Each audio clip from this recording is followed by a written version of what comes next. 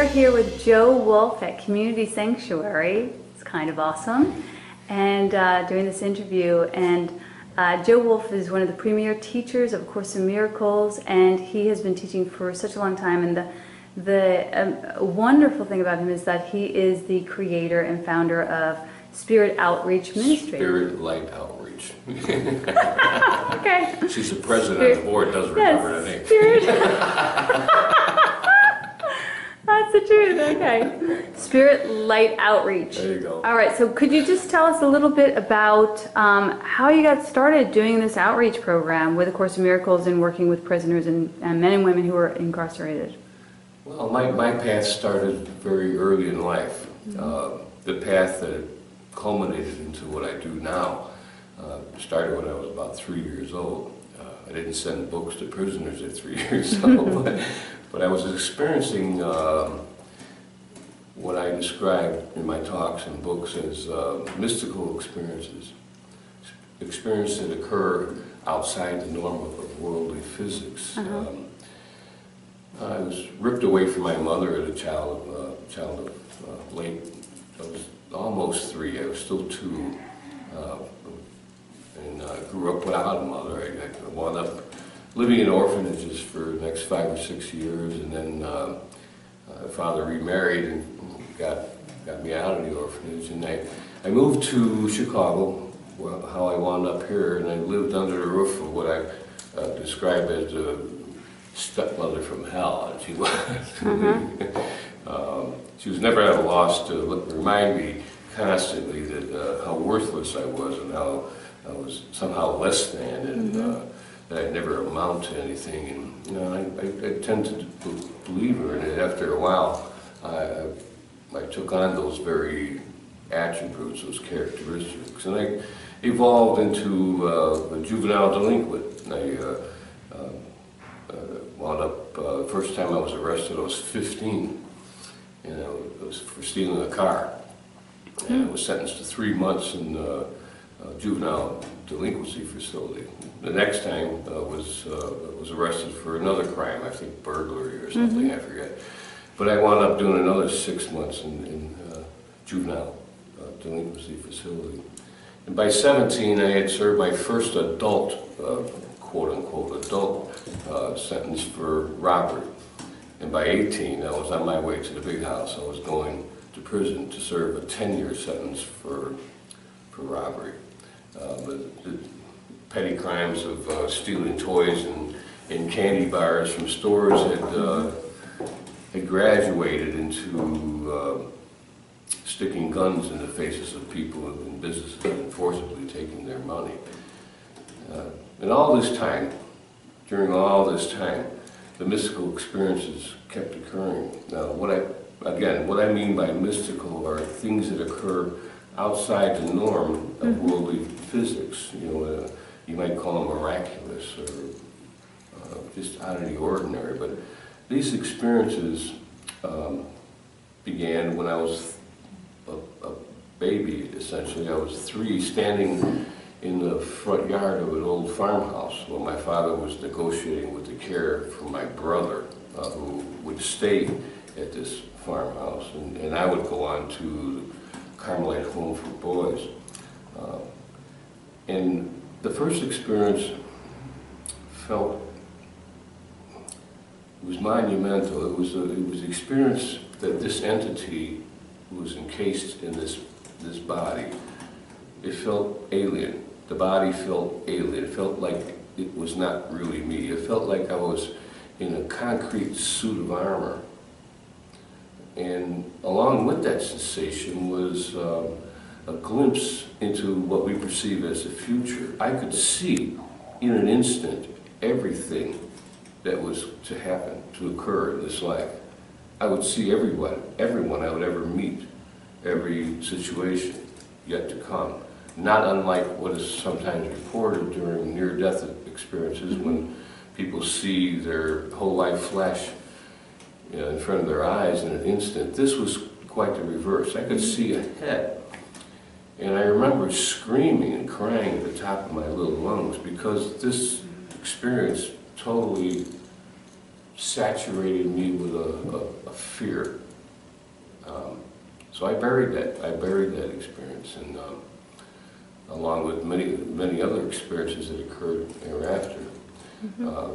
The second experience was a time when I was in the orphanage, and just a few months later, and I was stricken with a very serious disease. Back then, the mumps was very contagious. So this experience found me stricken with this very contagious and serious disease. And what happened was, and I won't go into all detail because we only have a half an hour here, but I was visited that night by a presence that let me know in no uncertain terms that I would be all right. It comforted me and without words, and let me know, don't worry, you're going to be all right. And I've heard that message all throughout this life ever since. And well, the third experience had to do with a vision. This wondrous, this beautiful lady appeared to me. I was about 11 years old, and I was laying in my bed. We had been, my father had taken us out of the orphanage by then, and I'd been living in his home in Chicago in the attic. We shared a bedroom. My brother and I shared a bedroom, and one night, during that time when you're not really awake, you're not really asleep, all of a sudden this beautiful lady appeared to me. She was stunning, radiant. She radiated light like a shimmering star in all directions. She was right above me, and she had this little Mona Lisa smile, and she was looking down on me, and I felt this love, this sense of love that just spilled over on me like a waterfall of pure, warm honey.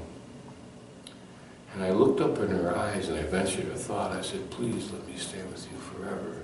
In that moment, she faded away, and I had the sense that I had lost the connection to what real love really is. That experience led to another experience. Like I said, I wasn't a very good boy. I was a juvenile delinquent, and I delighted in the fact that when you can take what you want. I was always told that I'll never have enough, and lack and limitation were always force-fed ideology that was at the core of my being. And so I made it my business that if I was going to live in this world, I'm going to do it on my terms. And I decided to take what I wanted, so I did. And I wound up in prison. But then one day, while in prison, I had another experience. This experience was like a three-part experience. It was an experience of light. And many people who know me, who I write letters to or emails to, I often end with the salutation, love, light, and the peace of God. And love, by love, I mean the experience. I mean to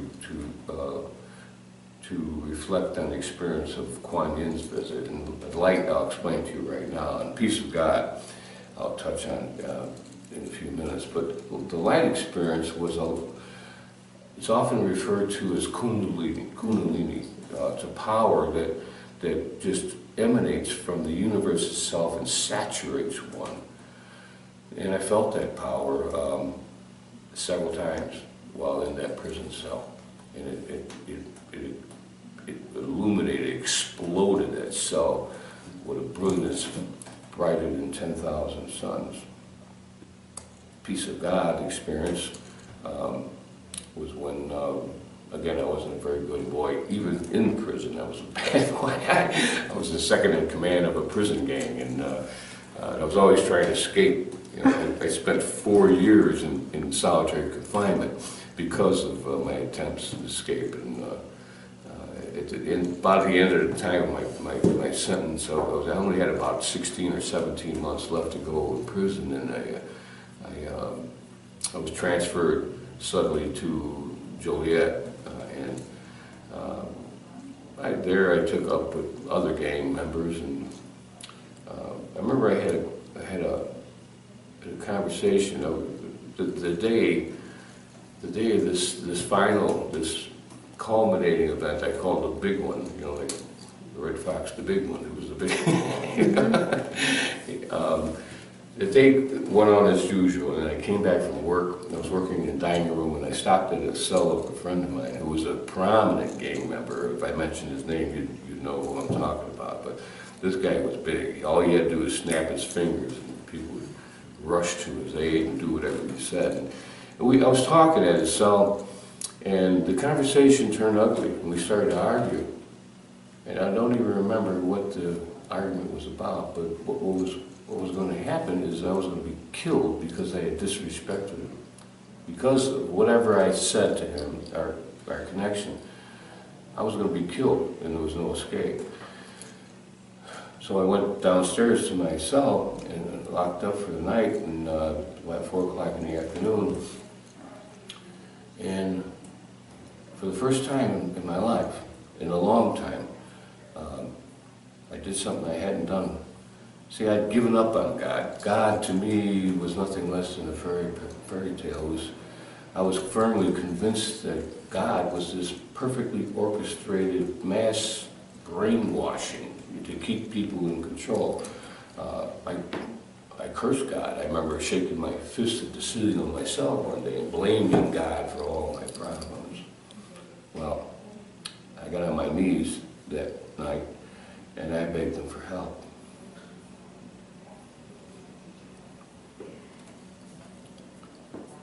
He showed up. By the very next morning, I was transferred from that maximum security penitentiary to a minimum security facility. It was like going from a 5-star hotel to going from a dungeon to a 5-star hotel. And I've written about this, and I spoke about this often throughout the country. And in that new facility, what occurred was this final experience that I'll try to express to you, try to explain to you the best way I can. It was in this new room, this new cell. It was actually more like an apartment. It had a real bed and hot and cold running water and a window where I could see the sun and trees and grass outside, which I hadn't experienced in many years. And first thing I did when I got to that place, I knelt down, I got on my knees, and I thanked God for rescuing me. So this new cell, this room, I've described it and written about it in my books. It was a lot like going from a dungeon to a 5-star hotel, and I mean that. This was a beautiful little room. I had a real bed. It had a sink with hot and cold running water. It had a desk under a window which opened up to the trees and the grass outside. And of course, there was a barred window and my door was locked. But this was a different kind of cell than I've ever experienced in many years. And one of the first things I did when I got in that room after they unshackled me and the guards were all gone, I got on my knees and I thanked God. I thanked and thanked and thanked for a very long time. There was no doubt in my mind that this had been nothing less than divine intervention. And after I prayed for a long time, I must have stayed on my knees for an hour or so, and I got up and I sat on this bed, and I decided to lay down. The instant that my head hit the pillow is when this fifth experience occurred. It was the culminating, the big one. I'll try to explain it to you as best I can. All of a sudden, a warm sensation encompassed my entire body. Started with the feet, and moved up the legs into the torso, arms, and the head. It was like a warm blanket of loving, compassionate light. And it felt so good. And along with that sensation was a sensation of rising. I felt like I was rising above the body. I was. And I even remember thinking, God, I'm going to hit the ceiling. But even along with that sensation was experience of what I call sounds. And the word sound doesn't even come close to describing what this was. It was as if all the most beautiful orchestras all over the world were playing in perfect harmony. It was like do, re, mi, but with each octave, the experience got wider and wider and wider. And what I began to feel was that I was not the body laying there on the bed, that I was everything else. Everything, every molecule of air was alive with awareness, with presence. I could feel every blade of grass. I could feel every leaf on every tree, the sunlight, the air, all of that was me, the essence of who I was. It didn't last long, maybe 2 minutes or so, but it gently, with all the power in the universe, placed me back into the body. And I jumped off the bed and I looked around. I looked over to the window and back at the door, and I couldn't believe what I had just experienced. Where did this come from? What was it, and how could I find it again? From that moment on, I was determined I could never harm another individual again. I could not return to the life of crime.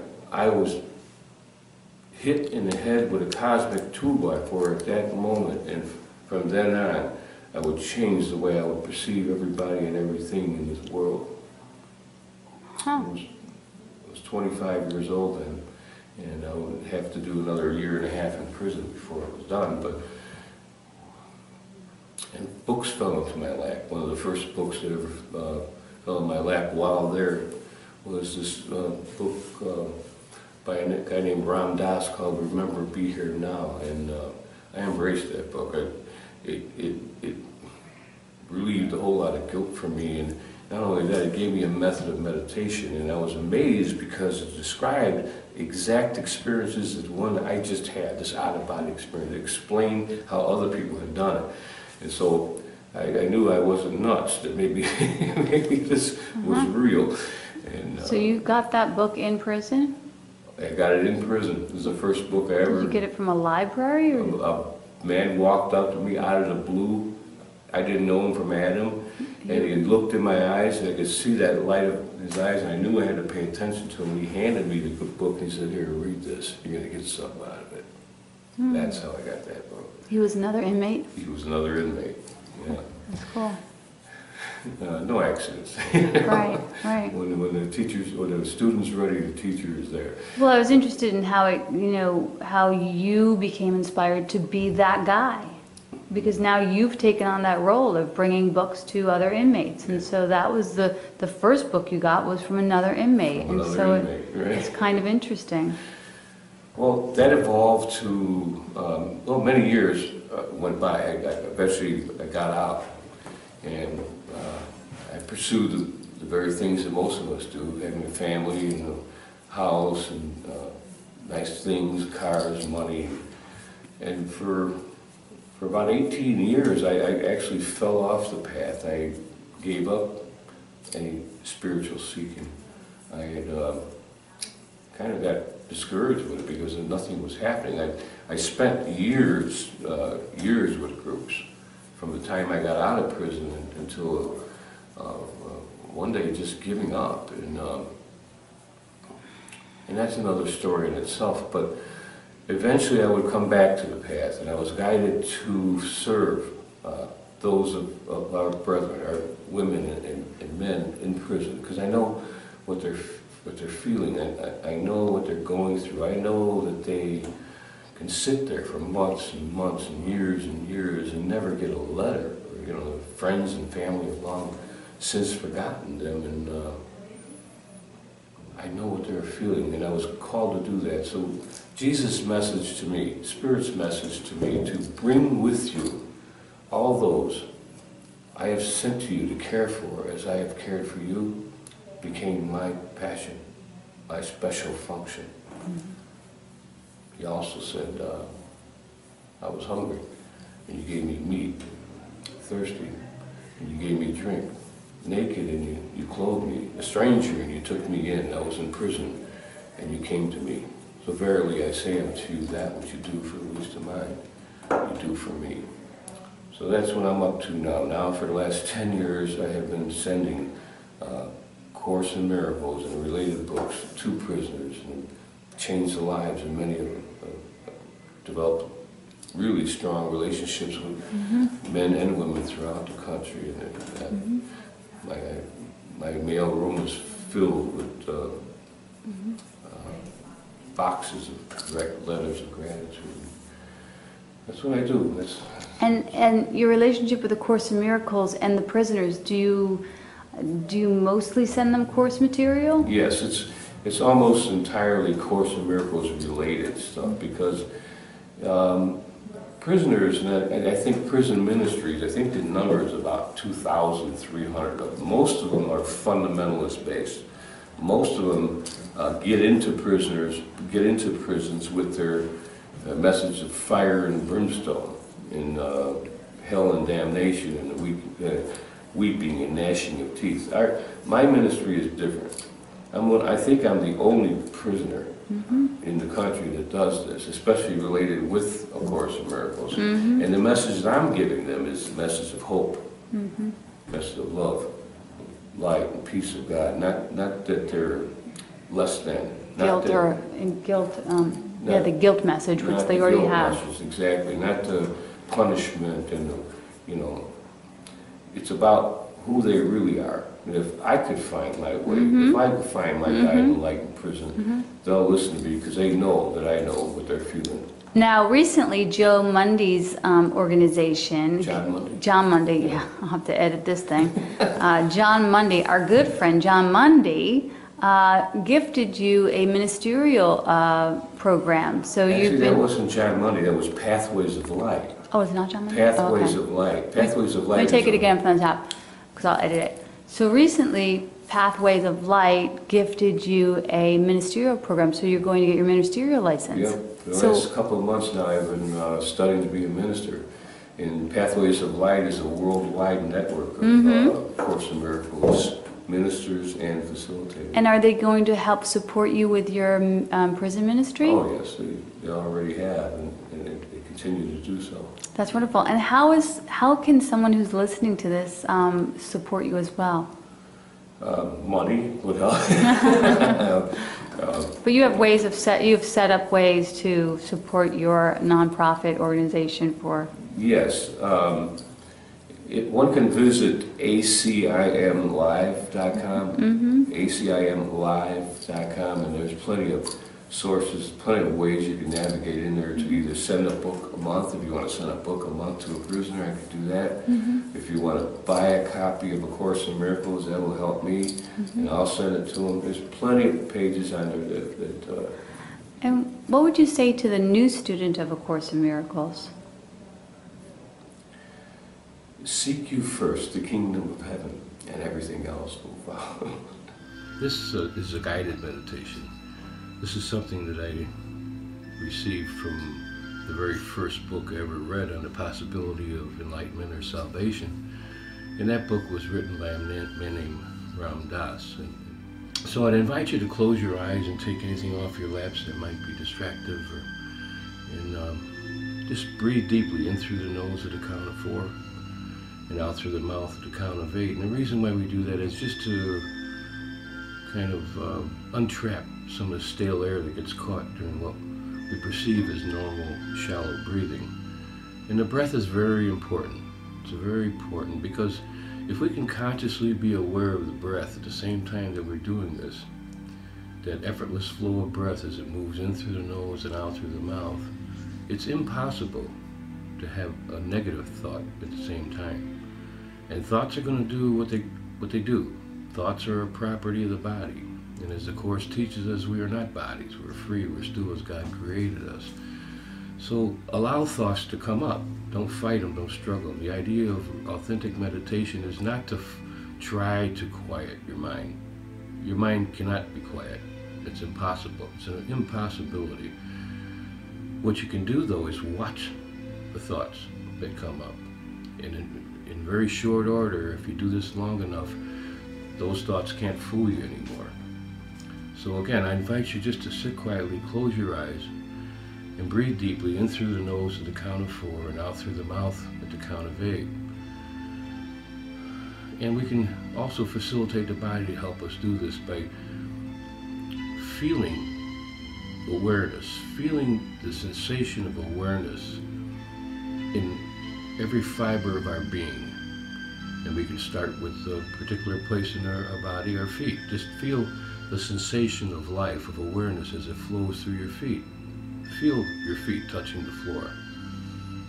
Feel every aspect of the feet. Feel the toes and the arches and the heels and the ankles and the tops of the feet. Take a moment actually just to feel the sensation, the vibrating warmth sensation of life as it flows through every aspect of your feet. And hold that sensation for a moment. And in holding it, consciously aware of the breath, breathe deeply and feel life, feel awareness as it flows up from the feet into the shins and the calves and all the areas around it and all the way up to the knees. Actually take a moment to feel life, feel awareness as it flows through these areas. And hold that sensation. And in holding that sensation for a moment, breathe deeply, consciously aware of the breath, and feel life, feel awareness as it flows up from the knees into the upper legs, into the hips and the thighs and the seat, and all the way up to the base of the spine. Again, take a moment to actually feel life, feel awareness as it flows through these areas, connecting it with all the areas covered from the bottom of the feet up the legs, all the way up to the base of the spine. Breathe deeply, consciously aware of the breath. And in holding this sensation, again, breathe deeply and feel life, feel awareness as it flows up the full length and breadth of the back. Feel all the muscle and tissue and spine and bone. And allow that awareness to rest on the shoulders. Give permission to your muscles of the shoulders to relax and feel their tenseness begin to dissipate. And hold this sensation for a moment. And in holding it, breathe deeply, consciously aware of the breath. And feel life, feel awareness as it flows down from the shoulders into the arms, into the upper part of the arms, the biceps and the triceps, and down through the elbows, and now the forearms and the back arms, and the wrists, and then the hands, the fingers, the knuckles, fingertips, the palms of the hands. Feel the vibrating warmth of life, of awareness as it flows through the palms of your hands. And hold this sensation for a moment, connecting it with all the areas covered. And in holding it, return your awareness from the hands to the shoulders and the back of the neck, and breathe deeply, consciously aware of that breath. And feel life, feel awareness as it flows up from the back of the neck to the back of the head, the top of the head, the crown, and now the forehead. And center on the muscles between your eyes. Feel their tenseness begin to dissipate and relax. And feel the eyes and the nose and the cheeks beneath the eyes all the way around to each ear, and under the nose to the lips and the mouth, in and out, and beneath the lips to the chin, and beneath the chin to the upper neck area. And breathe deeply now, consciously aware of the breath. And feel life, feel awareness as it flows down from the upper neck area into the deeper throat area, now into the heart area, the chest, and then throughout the torso, connecting with all the areas covered. Feel like a big bell that's just been rung. Feel every fiber of your being radiating, saturated with awareness of life. And hold this sensation for a moment.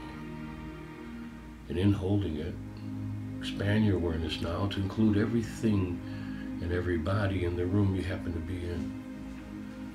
Feel your furniture, the floor, the ceiling, the pictures on the wall, the people that happen to be with you.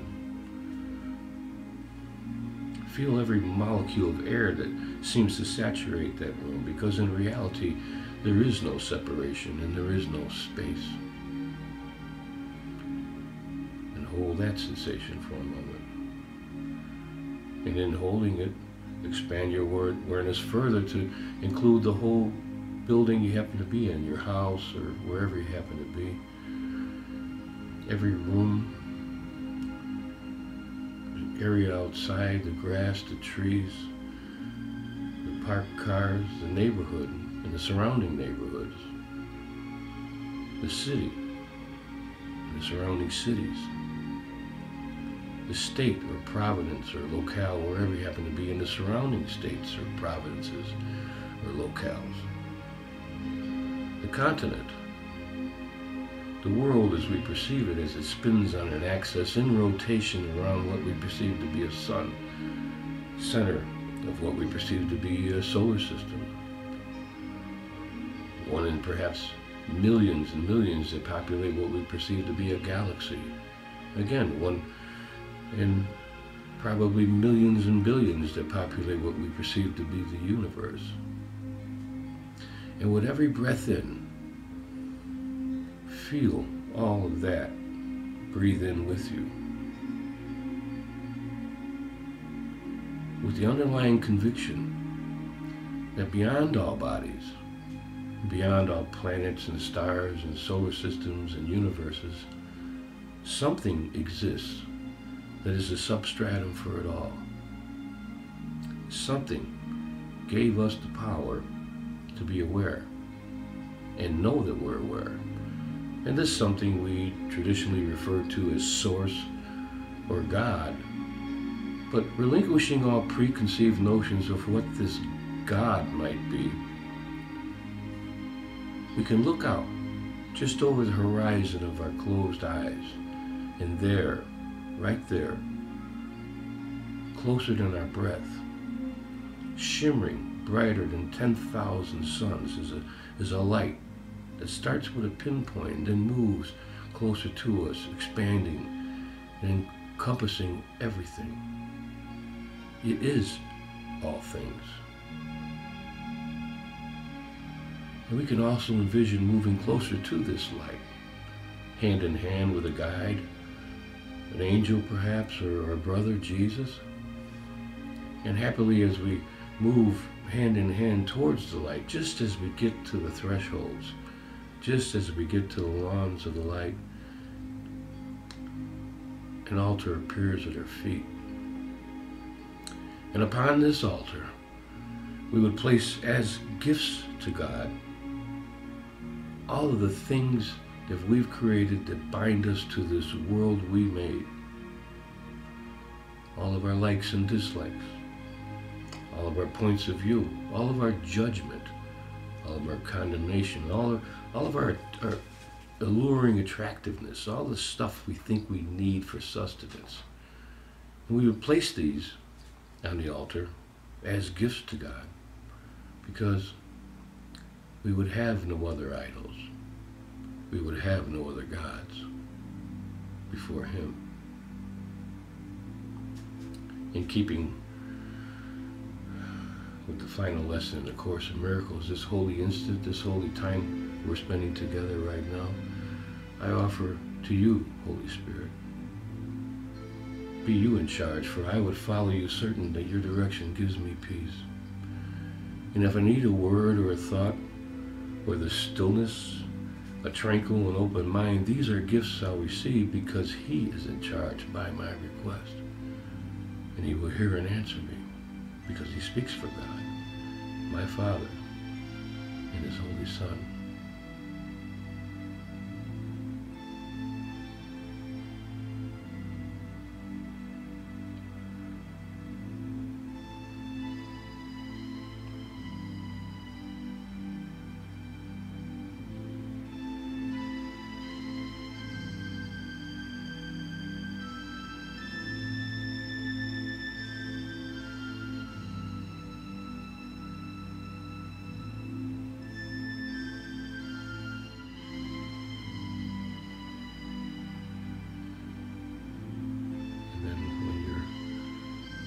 quite ready.